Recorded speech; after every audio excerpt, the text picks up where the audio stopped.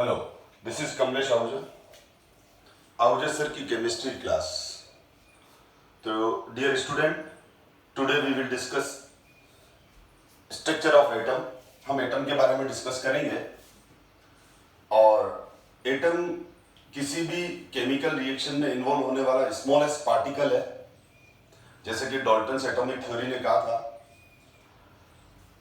Atom में centre में nucleus है जो पॉजिटिवली चार्ज है, जिसमें प्रोटॉन और न्यूट्रॉन है, और प्रोटॉन प्लस न्यूट्रॉन का सम मास नंबर है।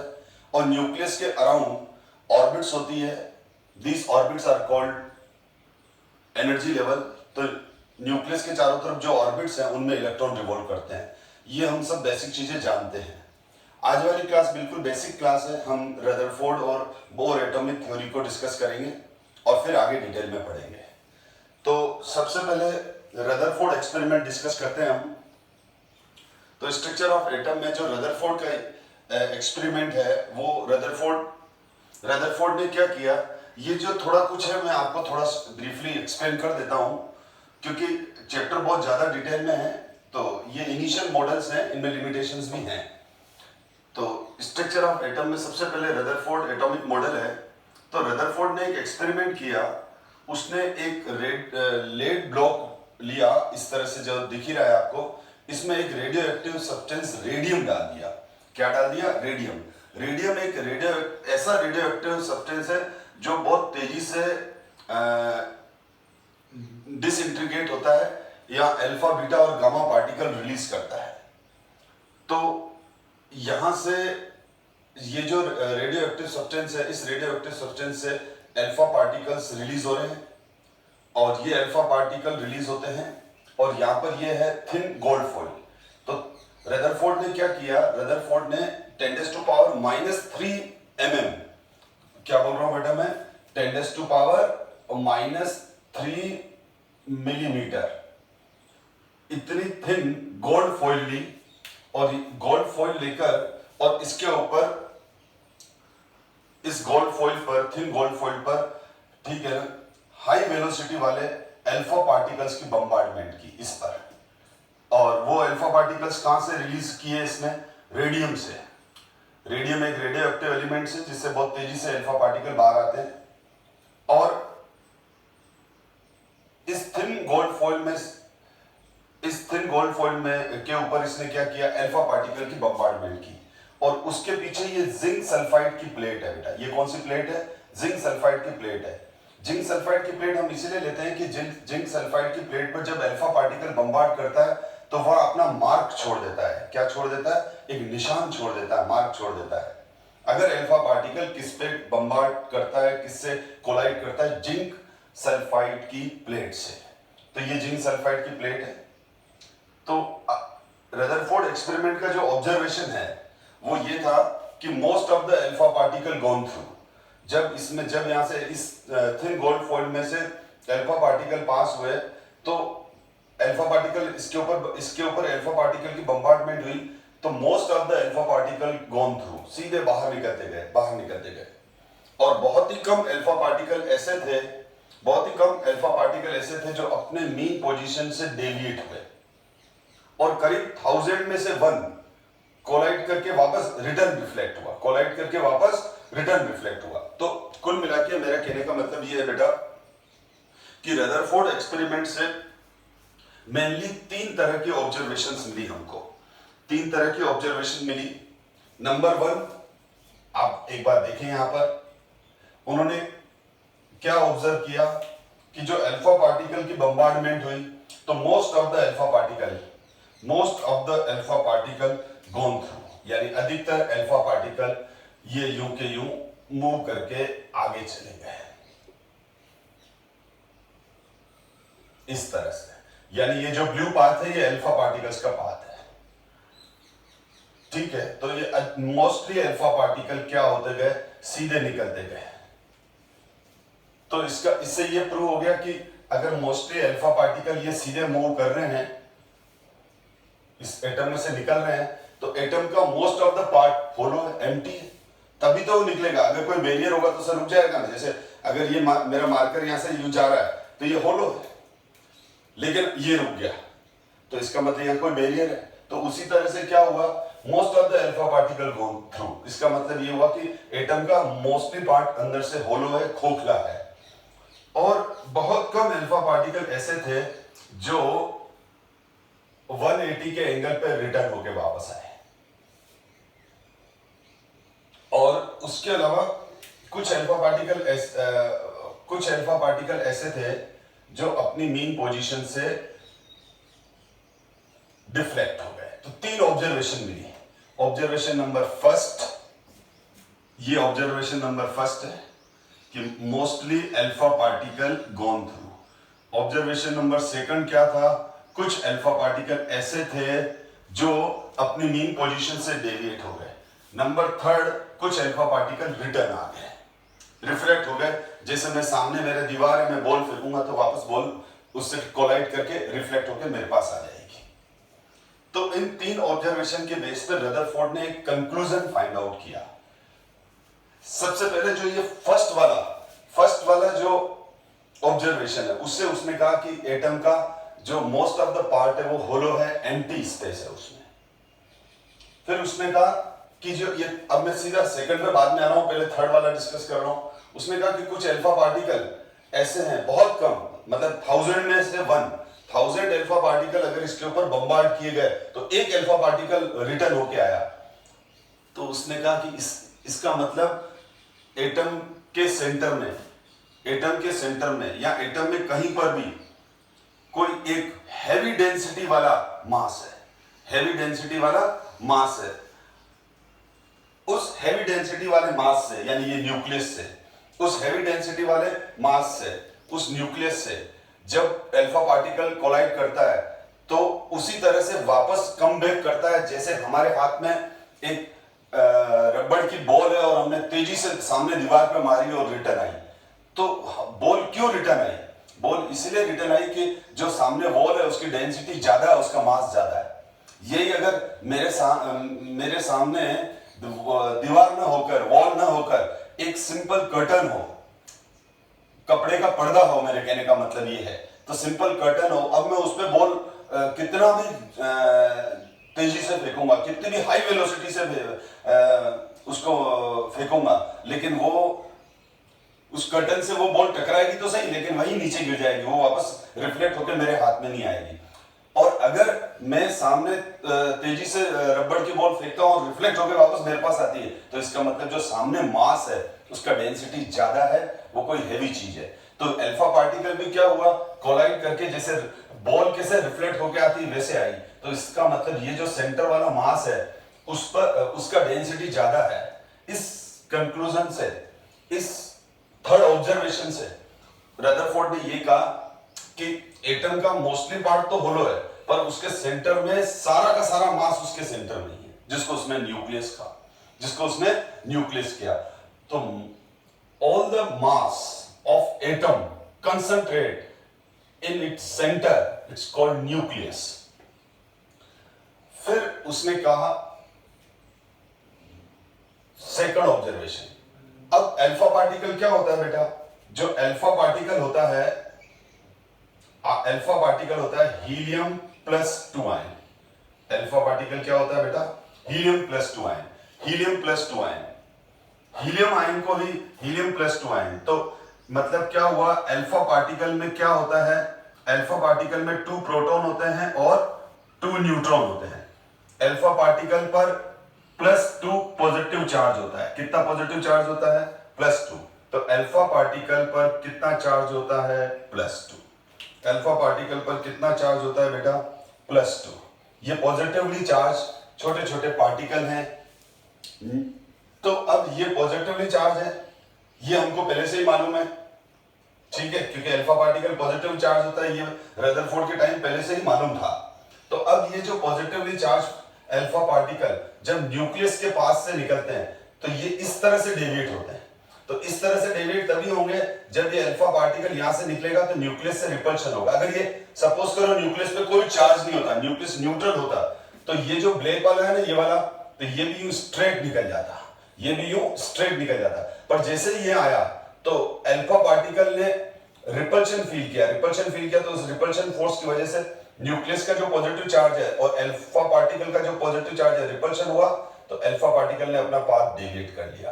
तो अल्फा जो ऑब्जर्वेशन 2 है उससे ये प्रूव होता है कि न्यूक्लियस पे पॉजिटिव चार्ज है, क्योंकि हमको अल्फा पार्टिकल पे पॉजिटिव चार्ज है ये पहले से ही मालूम था। अब जो अल्फा पार्टिकल बिल्कुल न्यूक्लियस के पास से गए वो सीधे नहीं, वो इस तरह से सीधे नहीं निकल के थोड़े से डेविएट हो गए। डेविएट तभी होंगे जब न्यूक्लियस उसको रिपेल करेगा। तो ये सारा और जो एक्सपेरिमेंट था रदरफोर्ड का, ये वाला जो रदरफोर्ड का जो सारा एक्सपेरिमेंट था, इस एक्सपेरिमेंट ने एटम का फर्स्ट पिक्चर क्लियर किया, इसीलिए रदरफोर्ड फर्स्ट सक्सेस मॉडल है। हाँ, there is number of limitations, वो एक अलग बात है, पर एक आइडिया मिला एटम का कि एटम होलो स्फीयर है, सेंटर में न्यूक्लियस है, न्यूक्लियस पे सारा मास कंसंट्रेट करता है, न्यूक्लियस पे पॉजिटिव चार्ज है, न्यूक्लियस के चारों तरफ इलेक्ट्रॉन घूमते हैं। यहां तक सारी चीजें रदरफोर्ड ने एक्सप्लेन की, या यूं बोलो कि उसने कही बताई। और साथ में यह भी बताया कि न्यूक्लियस का साइज बहुत छोटा है, बहुत छोटा है, क्योंकि 1000 पार्टिकल में से एक पार्टिकल रिफ्लेक्ट होके आ रहा है। यानी जैसे एक फुटबॉल का ग्राउंड है, तो या यूं बोलो आप क्रिकेट आप ज्यादा देखते हो तो क्रिकेट का एक ग्राउंड है, क्रिकेट का पूरा ग्राउंड तो हो गया एटम, और जो क्रिकेट की बॉल है उसको आप बिल्कुल सेंटर में रख दो, वो हो गया न्यूक्लियस। तो अगर आपको एटम और न्यूक्लियस के बीच में साइज डिफरेंस समझना है तो इस तरह से समझो कि एक क्रिकेट की बॉल क्रिकेट के ग्राउंड में बिल्कुल सेंटर में रख लो, तो क्रिकेट की जो बॉल हो गई वो तो हो गई न्यूक्लियस, और बाकी पूरा जो ग्राउंड हो गया वो हो गया एटम। तो इस तरह से एक बार आइडिया मिल गया हमको एटम के बारे में। अब ये एक्सपेरिमेंट था, अब ये देखो, तो इसने वही लिखा है। अब अगर एग्जाम में आपके पास आ जाता है तो ये 3 पॉइंट लिखने हैं। Most of the alpha particle were continuous their straight part, that means most of the space of the atom is empty. Clear कर दिया, फर्स्ट ऑब्जर्वेशन यही था, उससे ये हुआ। Second, the centre of an atom has a positively charged body called nucleus which repel positively charged alpha particle and thus explain the skirting phenomena। skirting phenomena का मतलब वो deviate हो गया, ठीक है ना, अपने मीन पोजीशन से मीन पोजीशन मेंटेन नहीं कर पाया, न्यूक्लियस के जैसे पास से निकला तो रिपल्शन की वजह से वो स्ट्रेट हो गया, डेविएट हो गया, उसने अपना पाथ बदल लिया। सी वाला third point, whole mass of an atom is concentrated in its nucleus and very few thrown back means the size of the nucleus is very small। ठीक है, क्योंकि मैंने क्या कहा 1000 अल्फा पार्टिकल में से एक आ रहा है, इसका मतलब क्या हुआ, न्यूक्लियस का साइज बहुत स्मॉल है। ठीक है, the nucleus is very small, 10⁻⁻13 centimetre radius है न्यूक्लियस का। It showed that the nucleus is 10⁻⁻5 time smaller, यानी न्यूक्लियस 1,00,000 गुना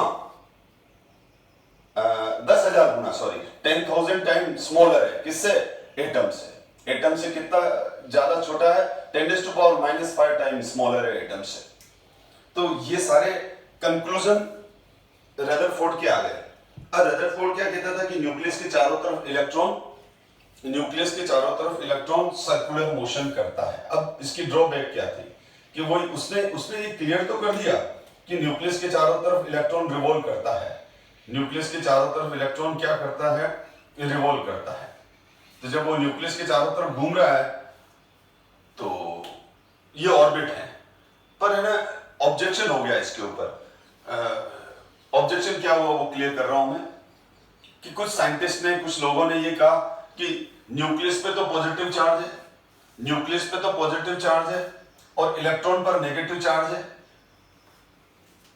न्यूक्लियस पे पॉजिटिव चार्ज है और इलेक्ट्रॉन पर कौन सा चार्ज है, इलेक्ट्रॉन पर नेगेटिव चार्ज है। तो इसका मतलब इलेक्ट्रॉन रेगुलरली इलेक्ट्रॉन किधर अट्रैक्ट होगा, अट्रैक्शन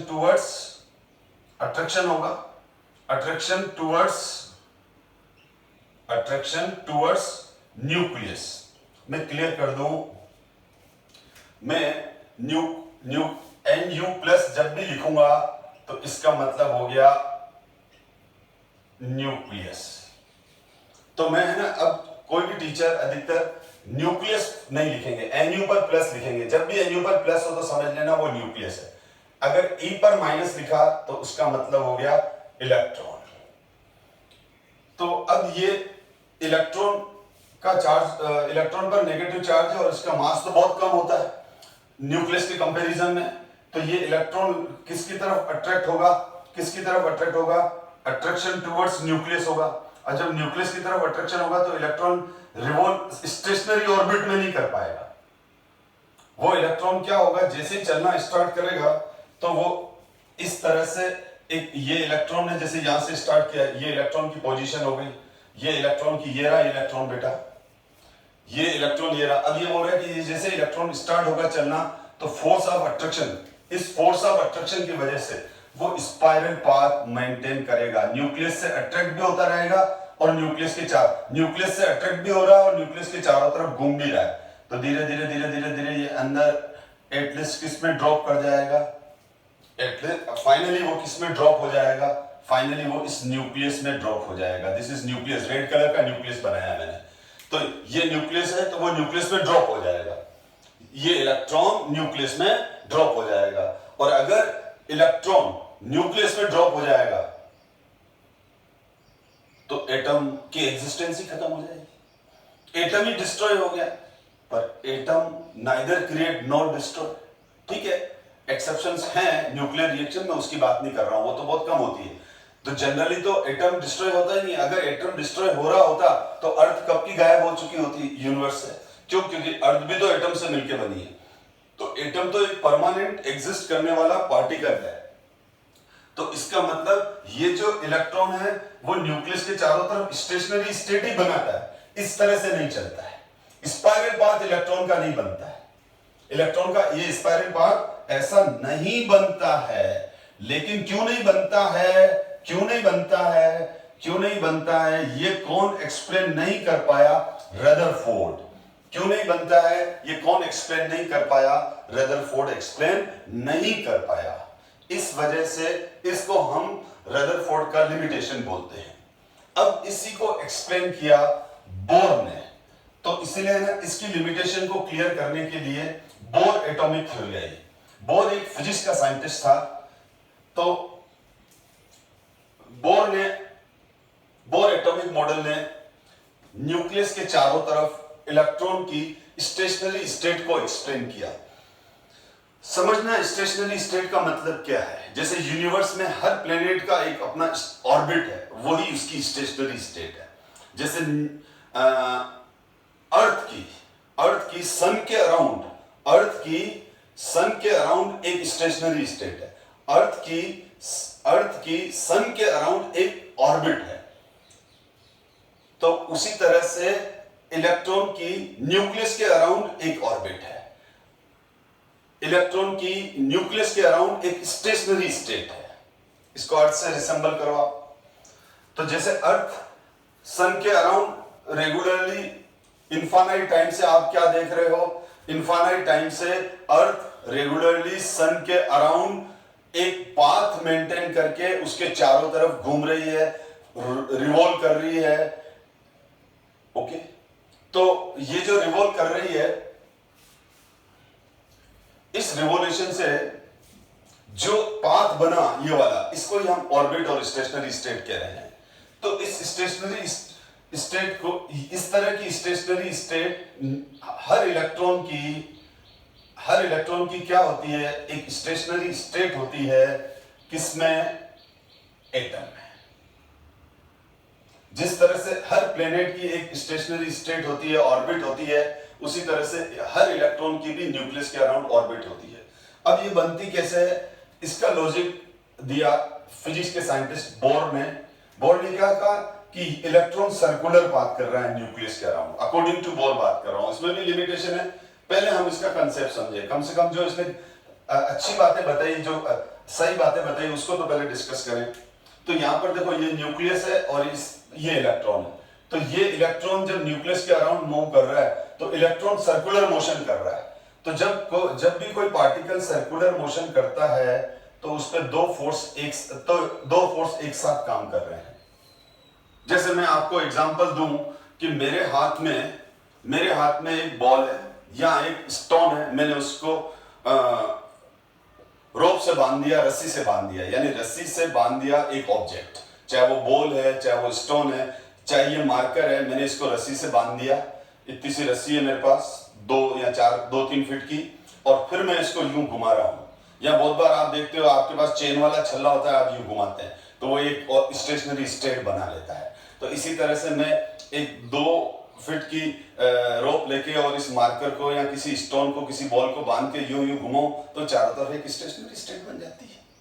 तो इलेक्ट्रॉन भी इस तरह से स्टेशनरी स्टेट बना रहा है, एक सेंटर के चारों, जैसे यहाँ मैं ये यूं घुमा रहा हूं तो मेरा हैंड क्या हो गया, न्यूक्लियस हो गया, और वो जो ऑब्जेक्ट घूम रहा है, ये मार्कर जो घूम रहा है, ये इलेक्ट्रॉन हो गया। तो यहां पर जब मैं किसी ऑब्जेक्ट को रस्सी से बांधकर और यूं घुमा रहा हूं तो इसमें 2 फोर्स काम कर रहे हैं। एक तो मेरे हाथ से, एक जो मेरा हैंड फोर्स लगा रहा है उसको अंदर की तरफ खींच रहा है। तो उसी तरह से इस इलेक्ट्रॉन पर न्यूक्लियस का अंदर की तरफ जो फोर्स लगता है, हम उसको बोलते हैं सेंट्रीपिटल फोर्स। क्या बोलते हैं? Centripetal force. इस फोर्स को हम क्या बोलते हैं बेटा? Centripetal force.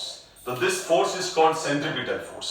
तो इलेक्ट्रॉन पर, लेकिन जब भी कोई ऑब्जेक्ट सर्कुलर मोशन करता है तो उसके अगेंस्ट एक दूसरा फोर्स भी क्रिएट होता है जिसको बोलते हैं सेंट्रीफ्यूगल फोर्स। ये फोर्स आप डिटेल में पढ़ोगे, ये फिजिक्स के अंदर पूरा चैप्टर है सेंट्रीपिटल फोर्स और सेंट्रीफ्यूगल फोर्स का। तो सेंट्रीपिटल फोर्स तो क्या हुआ, जो न्यूक्लियस और इलेक्ट्रॉन के बीच का इलेक्ट्रोस्टैटिक फोर्स ऑफ अट्रैक्शन। ये क्या है बेटा? Electrostatic force of attraction. Electrostatic force of attraction क्या होता है?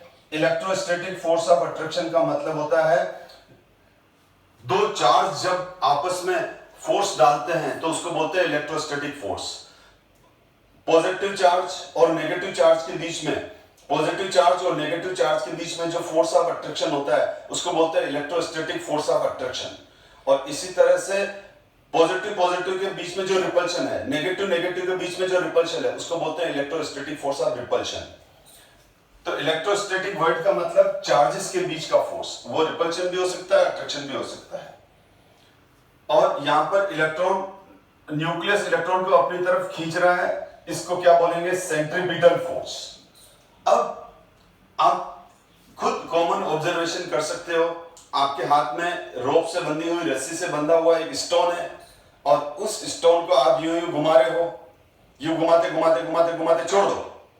तो जैसे ही आपने उसको छोड़ा, ध्यान दो, इधर ध्यान दो, जैसे ही आपने उसको छोड़ा तो आपने अंदर वाला फोर्स तो 0 कर दिया। तो वो जो ऑब्जेक्ट है जो रस्सी से बंधा हुआ था और घूम रहा था, वो जो स्टोन है, वो वहां नीचे थोड़ी गिरता है, दूर जाके गिरता है, सबने कर रखा है बेटा।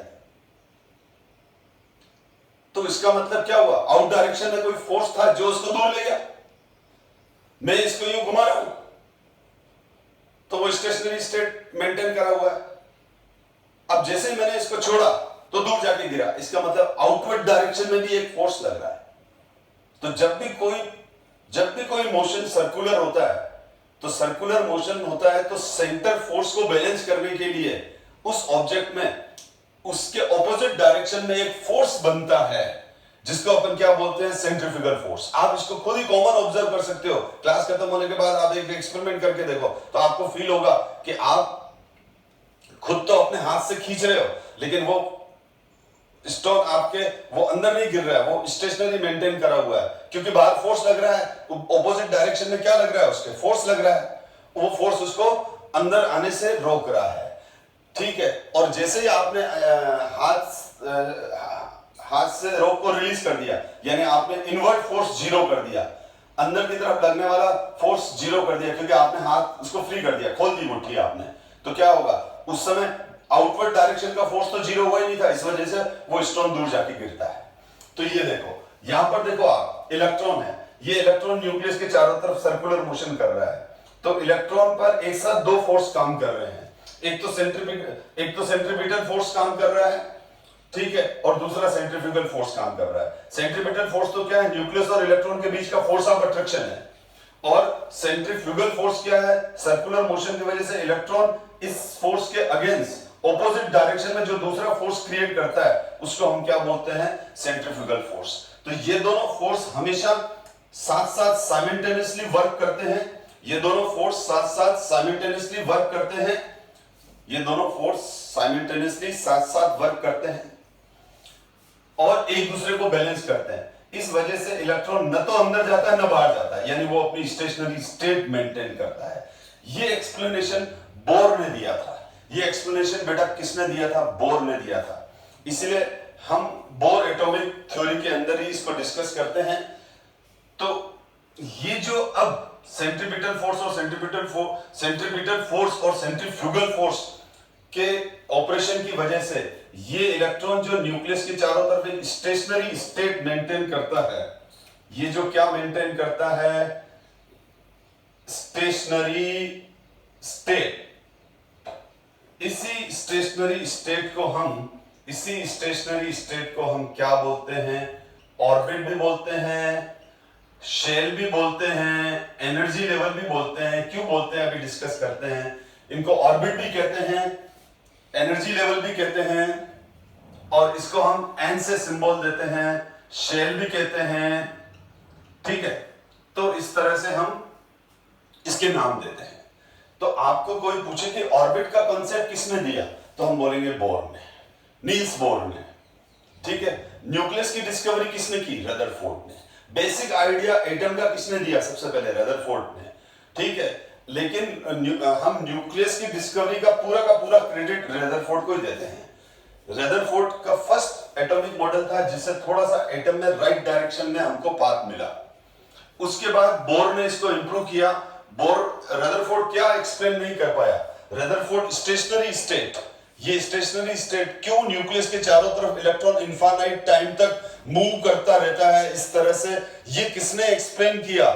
बोर ने। ये कौन एक्सप्लेन नहीं कर पाया? रदरफोर्ड। इसीलिए हम रदरफोर्ड की तो लिमिटेशन में लिखते हैं कि रदरफोर्ड न्यूक्लियस के चारों तरफ स्टेशनरी स्टेट ऑर्बिट को एक्सप्लेन नहीं कर पाया, पर बोर ने ये एक्सप्लेन किया फिजिक्स के कॉन्सेप्ट से, सेंट्रीपिटल फोर्स और सेंट्रीफ्यूगल फोर्स के कॉन्सेप्ट को यूज करते हुए। तो अब ये क्लियर हो गया कि न्यूक्लियस के चारों तरफ इलेक्ट्रॉन स्टेशनरी स्टेट मेंटेन करता है। These stationary states are called orbit, और ऑर्बिट को हम एन से रिप्रेजेंट करते हैं, जिसको हम first orbit, second orbit, third orbit, fourth orbit, और के, एल, एम, एन और इनफाइनाइट तक हो सकती है ऑर्बिट्स। तो इनको के एल एम एन भी कहा गया, और आज का और एन इक्वल्स टू 1 2 3 4 भी बोलते हैं। अब यहां पर बहुत इंपॉर्टेंट पॉइंट स्टार्ट करने वाला हूं मैं। सबसे पहले बोर एटॉमिक थ्योरी चल रही है, हमारा टॉपिक यही चल रहा है बेटा, पर इसके कॉन्सेप्ट भी तो एक्सप्लेन करने पड़ेंगे। अब क्या होता है कि अब क्वेश्चन है कि what do you mean by energy. ठीक है, एनर्जी, सबसे पहले चलो मेरा क्वेश्चन है, एनर्जी का ओरिजिन क्या है? एनर्जी का ओरिजिन क्या है? एनर्जी कहां से आ रही है? फोर्स से आ रही है। कहां से आ रही है एनर्जी? कहां से आ रही है बेटा? फोर्स से आ रही है। अगर फोर्स है तो एनर्जी है। आप देखो, अगर मैं बात करूं काइनेटिक एनर्जी की, तो काइनेटिक एनर्जी क्या होती है बेटा? Half m v square.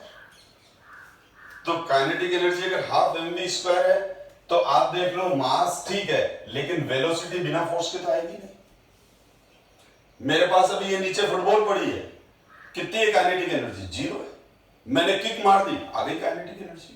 क्यों? क्योंकि उसमें वेलोसिटी आ गई। पर वेलोसिटी कहां से आई? मैंने जो किक लगाई उससे आई। इस किक ने क्या दिया? फोर्स दिया। फोर्स किसमें कन्वर्ट हुआ? वेलोसिटी में।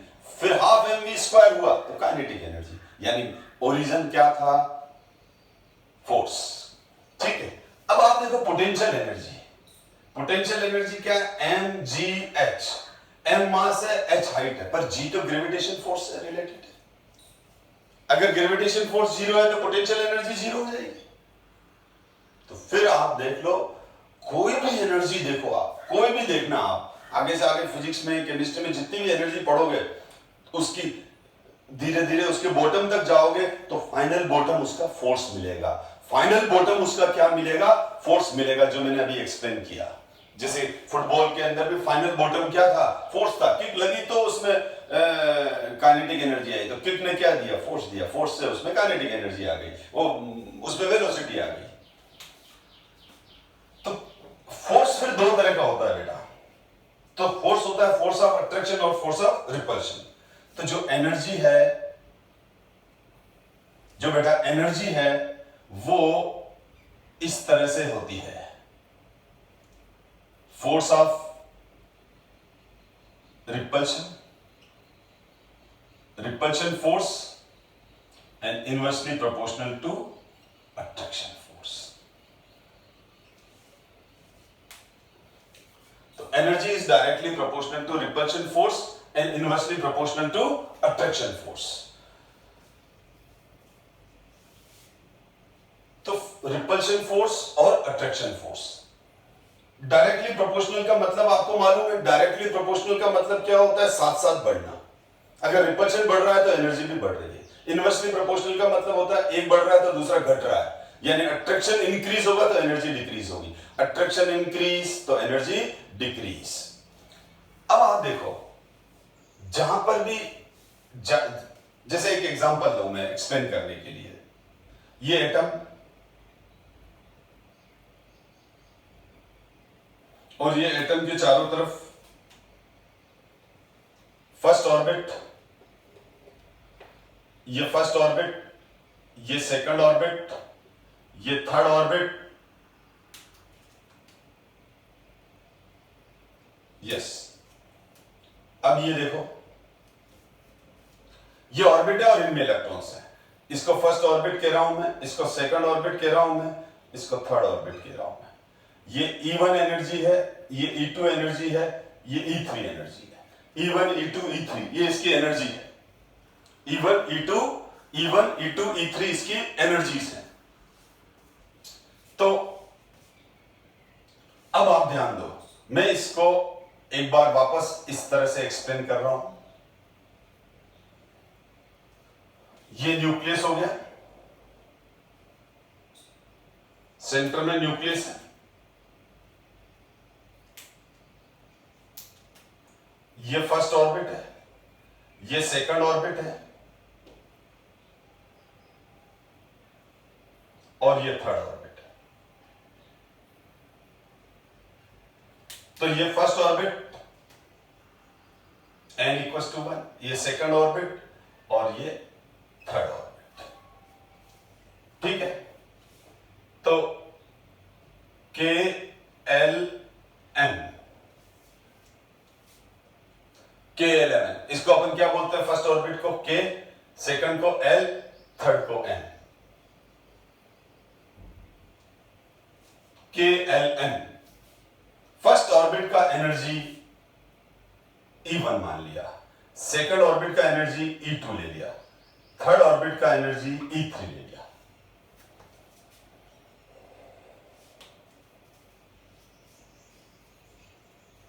तो फर्स्ट ऑर्बिट की एनर्जी E1 है, सेकंड की E2 है और थर्ड की E3 है। जस्ट अब आप देखो बेटा, अब ये न्यूक्लियस है, ये फर्स्ट ऑर्बिट है, ये सेकंड ऑर्बिट है, ये थर्ड ऑर्बिट है। ये न्यूक्लियस है, ये फर्स्ट ऑर्बिट है, ये सेकंड ऑर्बिट है, ये थर्ड ऑर्बिट है। अब जब ये ऑर्बिट्स है बेटा, तो न्यूक्लियस का फोर्स ऑफ अट्रैक्शन काम करेगा। न्यूक्लियस का force of attraction first orbit पर होगा, न्यूक्लियस का force of attraction second orbit पर होगा, न्यूक्लियस का force of attraction third orbit पर होगा। तो जैसे जैसे हम न्यूक्लियस से दूर जाएंगे बेटा, जैसे जैसे हम न्यूक्लियस से दूर जाएंगे, जैसे जैसे हम न्यूक्लियस से दूर जाएंगे, क्या होता जाएगा? न्यूक्लियस से जब हम जैसे जैसे दूर जाएंगे वैसे वैसे फोर्स ऑफ अट्रैक्शन डिक्रीज होगा। ऑब्वियसली फर्स्ट ऑर्बिट न्यूक्लियस के नियर है, फर्स्ट ऑर्बिट न्यूक्लियस के नियर है, तो फर्स्ट ऑर्बिट या फर्स्ट ऑर्बिट में जो प्रेजेंट इलेक्ट्रॉन है उस पर फोर्स ऑफ अट्रैक्शन ज्यादा होगा। सेकंड ऑर्बिट पर ये फोर्स ऑफ अट्रैक्शन और कम हो गया, थर्ड ऑर्बिट पर ये फोर्स ऑफ अट्रैक्शन और कम हो गया। तो फर्स्ट ऑर्बिट पर न्यूक्लियस का फोर्स ऑफ अट्रैक्शन ज्यादा है, सेकंड पर और कम हो गया, थर्ड पर और कम हो गया। मैं बोलूं मेरे पास ये मैग्नेट है, ये क्या है? मैग्नेट है, ठीक है। अब मेरे पास ये मैग्नेट है, ये नीडल नंबर 1 पड़ी है, नीडल नंबर 2 पड़ी है, नीडल नंबर 3 पड़ी है, ये नीडल नंबर 1 है, ये नीडल नंबर 2 है, नीडल नंबर 3 है, ठीक है। तो बताओ फर्स्ट सेकंड थर्ड किस पे फोर्स ऑफ अट्रैक्शन ज्यादा होगा, क्योंकि मैग्नेटिक फील्ड है, ये तो इसका मैग्नेट है, ये नीडल है, नीडल है, नीडल है, तो किस नीडल पर फोर्स ऑफ अट्रैक्शन सबसे ज्यादा होगा, फर्स्ट वाले नीडल पे फोर्स ऑफ अट्रैक्शन सबसे ज्यादा होगा। मैं जैसे जैसे यूं जाऊंगा तो फोर्स ऑफ अट्रैक्शन एफ मतलब फोर्स ऑफ अट्रैक्शन क्या हो रहा है, फोर्स ऑफ अट्रैक्शन डिक्रीज हो रहा है, ठीक है। और फोर्स ऑफ अट्रैक्शन डिक्रीज हो जाएगा तो एनर्जी विल इंक्रीज, क्योंकि अट्रैक्शन फोर्स से इनवर्सली रिलेटेड है एनर्जी। तो यहां पर भी तो बेटा वही हुआ, फर्स्ट ऑर्बिट की एनर्जी सबसे कम है, देखो फर्स्ट मैं अगर यूं बढ़ रहा हूं, मैं अगर यूं जा रहा हूं बेटा, यूं चल रहा हूं,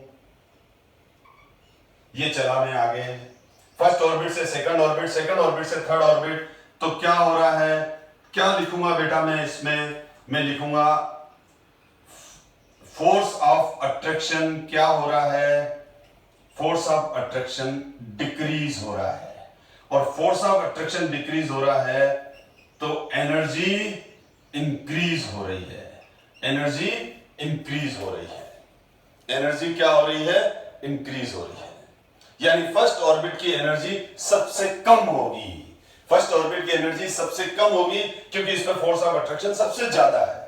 फिर जैसे जैसे हम आगे बढ़ेंगे सेकंड ऑर्बिट की एनर्जी और ज्यादा है, थर्ड ऑर्बिट की एनर्जी और ज्यादा है, तो क्योंकि फर्स्ट ऑर्बिट की एनर्जी सबसे कम है इसीलिए उसको हम जीएस बोलते हैं, ग्राउंड स्टेट बोलते हैं।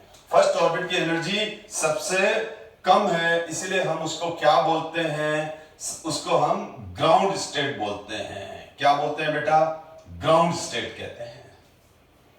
और फर्स्ट ऑर्बिट को छोड़कर बाकी सारी ऑर्बिट्स को हम एक्साइटेड स्टेट बोलते हैं, बाकी सारी ऑर्बिट्स को हम क्या बोलते हैं, एक्साइटेड स्टेट, EXS लिखते हैं, एक्साइटेड स्टेट, क्या बोलते हैं हम इसको, एक्साइटेड स्टेट कहते हैं। तो फर्स्ट ऑर्बिट से ज्यादा एनर्जी सेकंड की, सेकंड से ज्यादा थर्ड की, आगे से आगे एनर्जी बढ़ेगी, इसीलिए हम इन ऑर्बिट्स को एनर्जी लेवल भी बोलते हैं, इसीलिए हम इन सबको क्या बोलते हैं, एनर्जी लेवल भी बोलते हैं, क्योंकि हर ऑर्बिट की एनर्जी फिक्स होती है।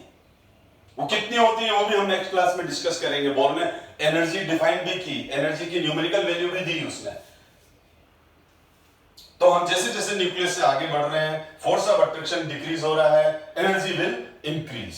फर्स्ट ऑर्बिट को ग्राउंड स्टेट बोलते हैं, ये ग्राउंड स्टेट हो गई। सेकंड ऑर्बिट को हम एक्साइटेड स्टेट फर्स्ट बोलते हैं, थर्ड ऑर्बिट को हम एक्साइटेड स्टेट 2 बोलते हैं। एक्साइटेड स्टेट फर्स्ट ऑर्बिट को छोड़कर, किसी भी एटम की फर्स्ट ऑर्बिट को छोड़कर बाकी सारी ऑर्बिट्स को एक्साइटेड स्टेट कहते हैं। सेकंड ऑर्बिट को एक्साइटेड स्टेट 1 बोलते हैं, थर्ड ऑर्बिट को एक्साइटेड स्टेट 2 बोलते हैं। ये सब बोर एटॉमिक थ्योरी में चल रहा है। मैं बोर एटॉमिक थ्योरी एक्सप्लेन करूंगा, फिर लास्ट में इसकी जो 6 पोस्टुलेट्स है फिर एक एक करके अपन डिस्कस कर लेंगे। वो तो फिर 5 मिनट में हो जाएगी, 6 मिनट में हो जाएगी, 1 मिनट में एक, क्योंकि यही सब चीजें उसकी पोस्टुलेट में गिवन है। तो आई थिंक आपको आज वाली क्लास समझ में आ गई होगी।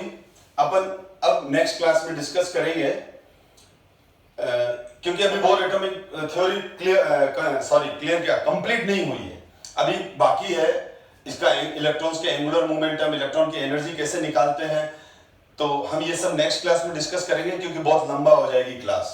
तो नेक्स्ट क्लास इस क्लास से भी ज्यादा इंपॉर्टेंट है। Thank you so much.